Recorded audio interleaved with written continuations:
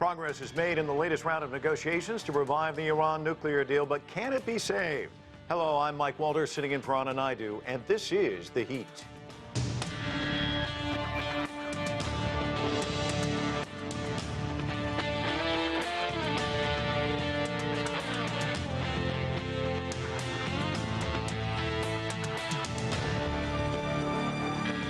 The European Union brokered another round of negotiations to restore the Iran nuclear deal, but made it clear that this could be the last one. Britain, China, France, Germany, Iran, Russia, and the United States signed the Joint Comprehensive Plan of Action, or JCPOA, in July of 2015. The deal aims to guarantee the civilian nature of Iran's nuclear program in exchange for a gradual lifting of sanctions. But in 2018, the United States withdrew from the agreement and imposed new sanctions on Tehran. In response, Iran also backtracked on its obligations and resumed uranium enrichment above the rate in the agreement. On Thursday, negotiators started a fresh round of talks in Vienna that should last through the weekend. European Union officials said that progress was made, but they still have a long way to go. To discuss the negotiations around the Iran nuclear deal, let's bring in our panel from Tehran. Ali Akbar Darani is a researcher and author of the book Legitimate Deterrence. Samuel Ramani is an associate fellow at the Royal United Services Institute. He joins us from Oxford, here in Washington, D.C. Barbara Slavin is director and non-resident senior fellow of the Future of Iran Initiative at the Atlantic Council. And Victor Gao is joining us from Beijing. He is chair professor at Soochow University. Thanks all of you for joining us. Sam, let's start with you. In the UK, the European Union put together a new draft. They feel like it's the best possible deal out there, this text. Is this really the last draft, or is there still some room for negotiations, do you think? Well, I think that there probably are some room for negotiations. It's important to keep in mind that the European Union has already finessed its narratives in its draft already. The European Union, at the end of June, was trying to get Iran to agree to concessions in Qatar through 2 days of talks. There was no progress. The Iranians, allegedly, the Americans are to be believed, brought up many issues that were tangential and irrelevant to the nuclear act. So I think the European Union still has some way to go in terms of giving Iran reassurances on sanctions, but this is a relief, but this is a step forward from Tehran's point of view. Barbara, the U.S. representative says, I'm going to Vienna, but don't expect major progress. Obviously in 2015, you've covered this for a long time. 2015, it was a heavy lift, but it seems like there's just so much pessimism surrounding this, at least from the West, from the U.S. Give us your sense why that is. Well, I think that the value of this agreement for both sides is less than it was clearly in 2015, and there's a total lack of trust, obviously, after the U.S. withdrawal when Iran was still in full compliance. There have been a number of developments, shall we say, in the international community that have raised the price of oil very high and given Iran some additional earnings despite the sanctions, and also some sense that it has more leverage now with the Europeans because of the European desire to have more sources of oil besides Russia. I still think this is treading water. I appreciate what the Europeans are doing. I think it's very important to try to keep some sense of momentum. But Iranians I talk to, and perhaps Ali Akbar can confirm this, keep telling me that they're waiting to see what happens in U.S. domestic politics. They're waiting to see how the Democrats do in our midterm elections, and then they'll decide whether it's worth coming back into the agreement. They'll kind of gauge the strength and longevity of the Democratic administration. So I'm keeping my hopes in check, but it's always good when they meet. Well, Ali Akbar, I think she just put the ball in your court. Is that what you're hearing as well? There are now 1,800 sanctions against Iran, and many of them have been imposed under the Biden administration. Americans have indicated that they are willing to lift just 1,000 sanctions and keep 800 sanctions more. This is the big issue for Iran. If Iran is not able to fully benefit from a revived JCPOA, Iran is not going to buy it. And at the same time, Iran is concerned that how long a revived JCPOA is going to last if the next US president is going to be a Republican. From Iran's perspective, there are four obstacles. First, it's the lifting of all the 1,000 800 sanctions. Second is the firm guarantees that Iran will benefit economically from the JCPOA, and international companies will be allowed to invest in Iran and be free from sanctions if they do business with Iran. The third is the issue of the PMD, the possible military dimensions to Iran's nuclear program that has been raised by the IAEA. That needs to be closed. And the fourth is the IRGC or the Guard issue that remains under the foreign terrorist list organizations. So I don't know what if or what progress have been made in the negotiation rooms in Vienna behind closed doors. Some reports are promising, other reports are disappointing. If these four issues have been addressed or progress have been made on these 4 points, I believe a deal is reachable, even a deal could be achieved even today.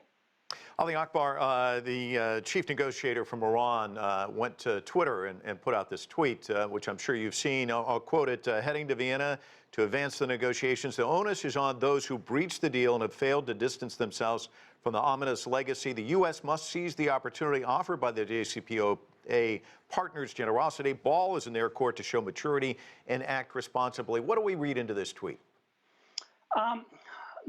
Bulgaria is effectively telling the United States that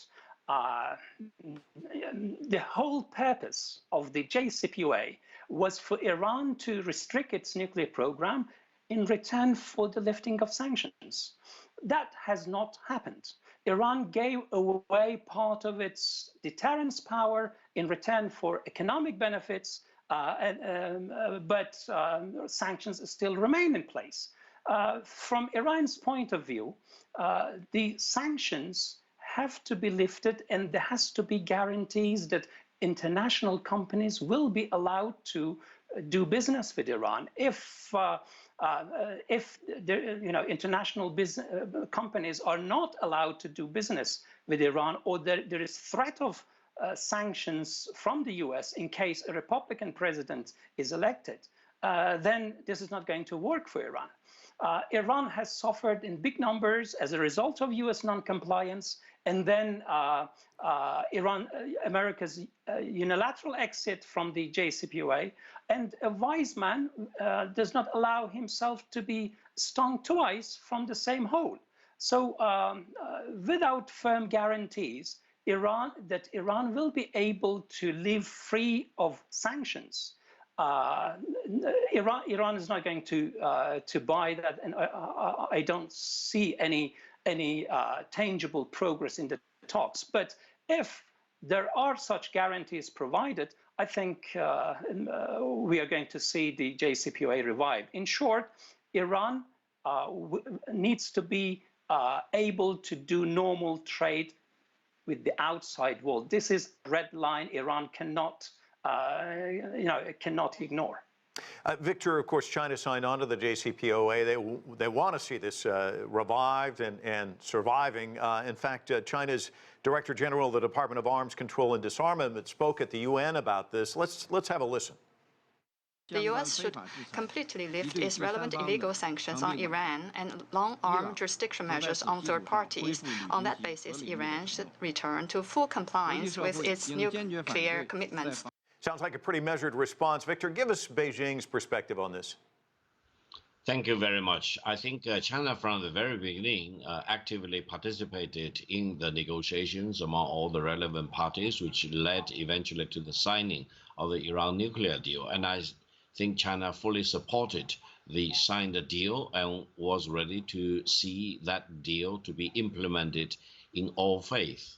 Therefore, it was very regrettable from the Chinese perspective, as well as from the global perspective, that the United States government decided to walk away from that very important deal. Now, we do not need to go into background reasons as to why the Trump administration wanted away, but that walking away from the Iran nuclear deal was a very serious mistake, because first of all, it made the whole situation much worse than it was, and then now it makes reaching a new deal on the nuclear deal for Iran even more remotely possible. Now, we believe at this moment it is time for great wisdom and courage. Why? Because dragging the feet and try to achieve your best case against the other side may not work, and the stakes are becoming higher and higher.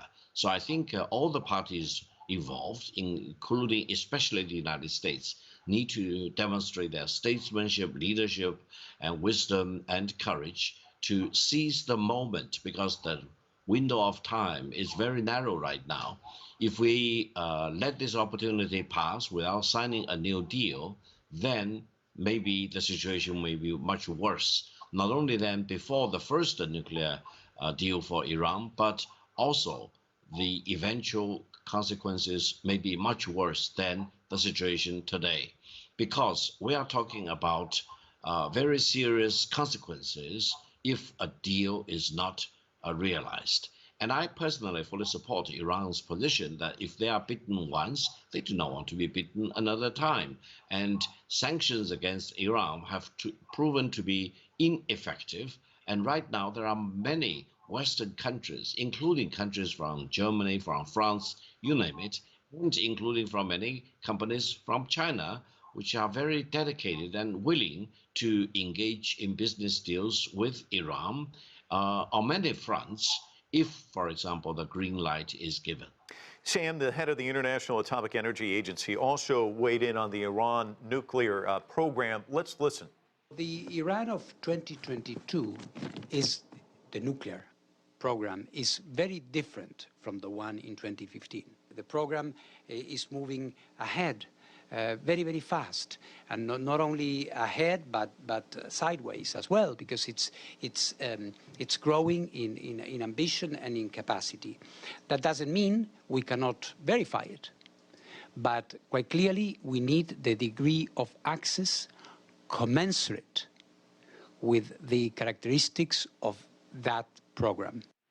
Yeah, a few years can make a big difference from 2015 to 2022. How do you go about solving the degree of access sticking point that he brings up here?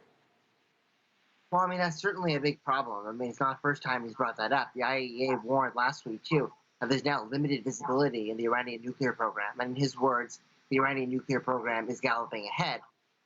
When you look at the 2015 to 2022 time horizon, it appears as if it was in 2019 when actually the Iranian nuclear enrichment really began to take off. But over the past several months, particularly since the talks first stalled in March, there's been some disturbing signs from the Iranian perspective. Iran took down 27 agency cameras that were originally covered by the nuclear deal, and now says it will only reinstate them and reestablish them if sanctions are fully removed. So that will completely, or at least partially, derail inspections, and the Europeans are telling them to reverse that. There's also a concern about the uranium enrichment reaching 60%, and Iran is also engaging in bellicose rhetoric about its ballistic missile program, even with some hardliners talking about, in very bombastic fashion this week, about nuclear warheads and ballistic missiles can merge together and wreak havoc and hell on big American cities like New York.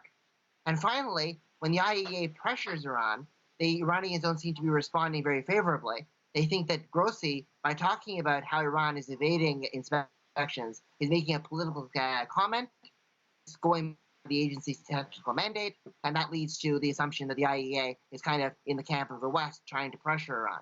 So this combination of gradual developments since 2019, this uranium enrichment, bellicose rhetoric from the hardliners, and lack of trust in the IAEA as an objective institution are all big problems that sanctions relief is probably necessary to even start to resolve. Well, Ali Akbar, Iran, as we've just heard, still continuing its nuclear program. Let's listen to the Iranian foreign minister. In response to American action, we started pumping gas into hundreds of a new generation of centrifuges last night. We are serious about reaching a good, strong, and lasting agreement.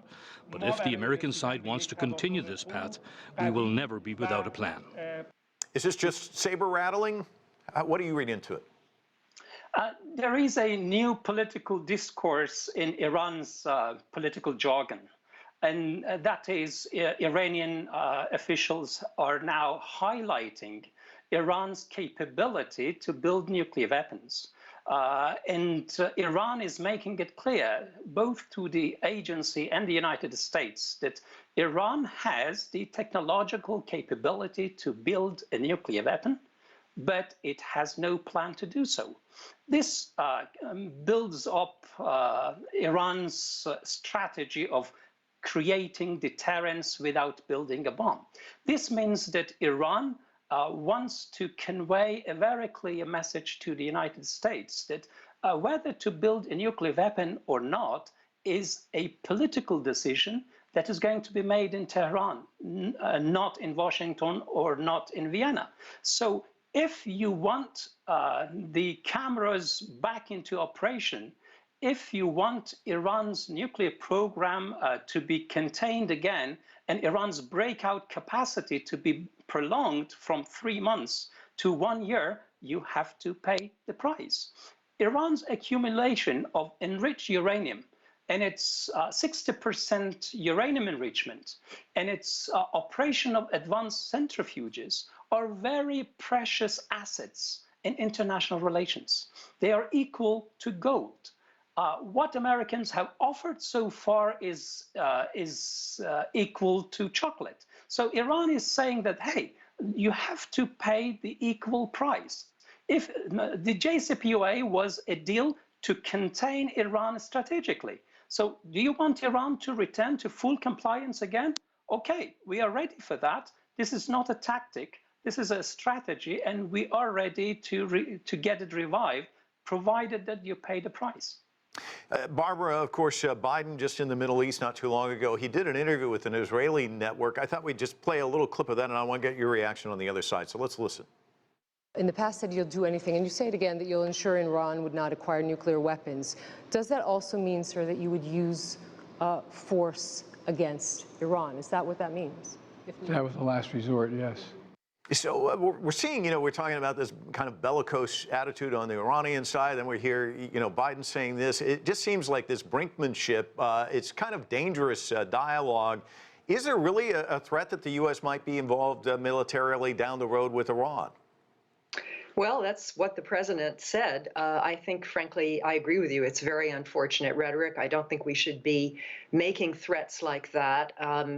My view, frankly, is that after all these years, Iran has been hinting at, working at, if Iran is going to go ahead and develop nuclear weapons, we'll go ahead and do it, I sometimes feel.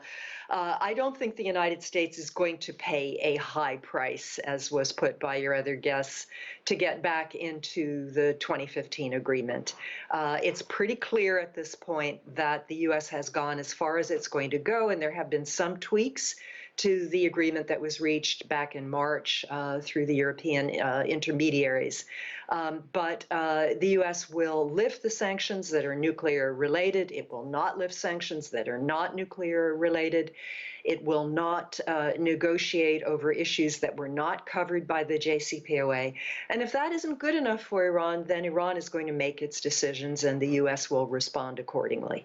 Barbara, you talked about the midterms. I'm just curious, if the U.S. were to hammer out a deal and walk away from, Vienna with a deal in hand, is that a good thing for the Democrats to run on in the midterms, or is that something that they're going to get bludgeoned on? How is this seen domestically from the Biden administration on?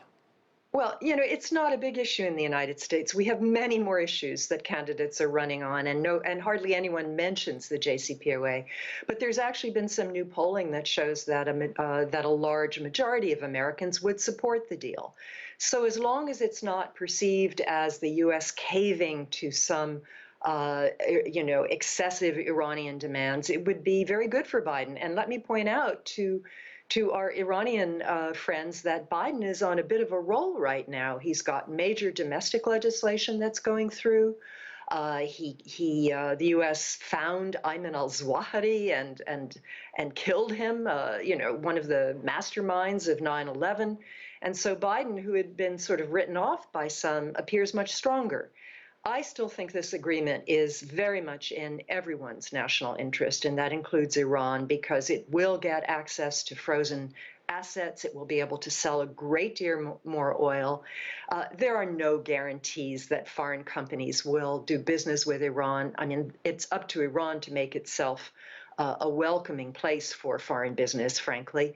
But given the nature of the oil market now because of the Russian invasion of Ukraine, this is a very good time for Iran to take advantage of that market and sell a great deal of oil, certainly for the next few years. So I hope that everyone will stop posturing and will get down to business and get this resolved, and soon. Victor, at the UN, U.S. Secretary of State Anthony Blinken weighed in about this. Let's listen to what he had to say. Getting back to the JCPOA remains the best outcome for the United States, for Iran, for the world.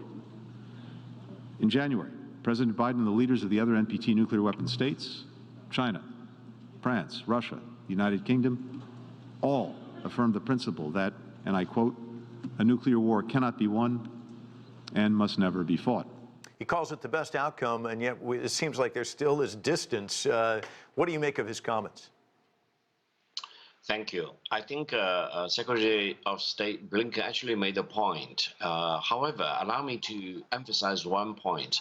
While all the parties to this second version of the nuclear deal of Iran are working towards the goal, even though they encounter difficulties, there is indeed a missing party, that is Israel, because the differences between Israel and Iran are really very, very deep and in many cases irreconcilable. And then given the influence of the Israelis and the Jewish lobbyists in the United States, sometimes the U.S. policy or attitude towards the second version of the Iran nuclear deal is very much decided or influenced not only by the decision makers in Washington themselves, but by these Israeli-related connections. In this sense, I think we also need to find a way to address the concerns of Israel in this whole thing, because otherwise we will really get out of sync between the realities on the ground, between the parties negotiating and talking about this deal, and then you have a missing party which is not directly involved in the negotiation, but actually exercises a lot of influence, especially as far as U.S. government's concerns or decisions about how they will proceed forward. This, I think, is a major problem for the difficulties we are now experiencing in reaching the second version of the Iran nuclear deal. Barbara, I saw you kind of nodding your head. I feel like you wanted to jump in. What you want to comment? Yeah, I think that's a very good point. Unfortunately, Iran does not recognize the right of Israel to exist as presently constituted, which makes it very difficult for these two countries to resolve the many differences between them. That's a topic for another day. I would disagree that the quote unquote Jewish lobby is dictating U.S. policy. I think U.S. obviously consults very closely with Israel. It also consults with Saudi Arabia, other Arab countries about this issue. And everyone's agreed, at least, that it's not a wise idea to introduce nuclear weapons into the Persian Gulf. But it would be great if Israel could somehow be part of this. Israel has at least 90 nuclear warheads. And frankly, it's time, I think, that Israel came clean about its nuclear arsenal and that it submitted itself to IAEA inspections. I think that would actually increase confidence in the region. And then if Iran comes back into compliance, you could at least have a nuclear weapons-free Persian Gulf. And perhaps build toward a nuclear weapons-free Middle East. Samuel, a journalist who's been watching these talks for some time, tweeted the other day that a senior EU official said it's down to about 4 or 5 technical issues. That it's basically a fine-tuning strategy at this point, which I get the sense, talking to the 4 of you, that doesn't seem to be the case. What do you think are the sticking points, and what would a good deal look like for both sides? Well, I think that's obviously a gross understatement of the difficulties that we're facing, because number one, there's just the obvious disagreement as to whether just to remove nuclear-related sanctions or whether to remove all sanctions entirely. And also, even though the Americans are, of course, compartmentalizing the Iran nuclear deal from other issues, you can't neglect and ignore other problems and other things around this that are going to potentially complicate this agreement. Like I know the couple of the other guests that mentioned Israel. There's now increased cooperation between Israel and the Gulf countries that's advancing on the Abraham Accords in economics and security. There's even the U2, Israel, UAE, India format on food security, energy. You're seeing potential movement towards the Israelis and the Saudis, potentially normalizing if the Mohammed bin Salman were to become king. There's a breakdown of the potential ceasefire in Yemen. There's ballistic missile issues, Iran cooperating with Russia on drones. So many things unrelated to the nuclear issue that could spill over into this nuclear front, as well as Israel strikes on Damascus airport, Syria, other things. So it's important to keep in mind that even if there's some agreements on the nuclear side, other things can derail it. With respect to a good deal, I think the Iranians would probably see as a good deal the swift removal of all sanctions on nuclear-related issues and some kind of a compromise on the IRGC as a terrorist group. I think that's very important for them from the American side. That's not something the Americans are budging on, but that's something that they would strongly root for. And then they would hope that that would lead to foreign investment, first from countries like India, Russia, and China, and then more from the Western countries. For the West, it probably would mean, obviously, assurances on uranium enrichment and full transparency on inspections, as well as eventual agreement from Iran on a stage 2 set of talks, maybe dealing with other issues like ballistic missiles in particular.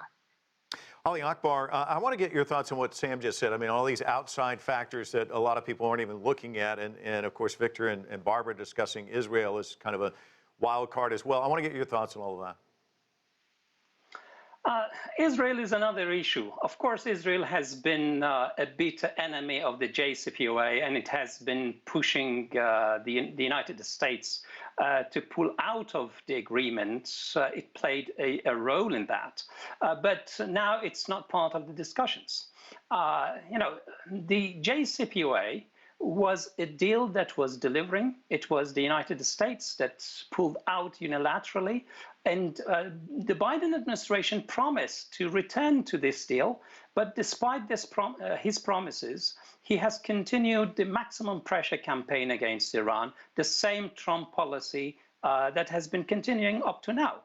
Now, what is the key for Iran is if the United States is going to keep half of the sanctions in place, why should Iran give up its nuclear program, its nuclear breakout capacity, while it is going to be under sanctions, 800 sanctions? So for Iran, it will be a disaster of great magnitude if it returns to full compliance with the JCPOA and sanctions still remain in place.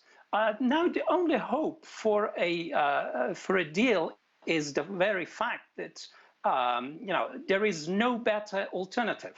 For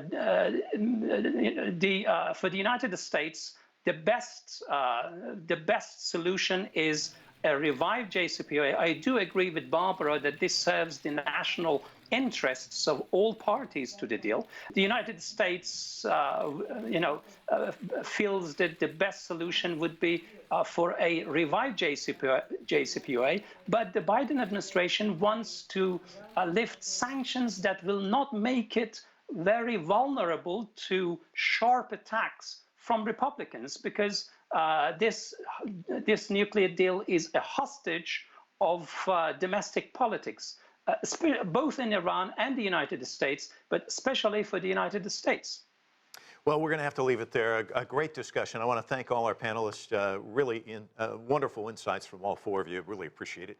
And that is it for this edition of The Heat. But the conversation continues online. Join us on CGTN America's Facebook page to comment on this or any other show, or chat with us on Twitter at CGTN America. I'm Mike Walter in Washington, D.C. Thanks so much for being with us.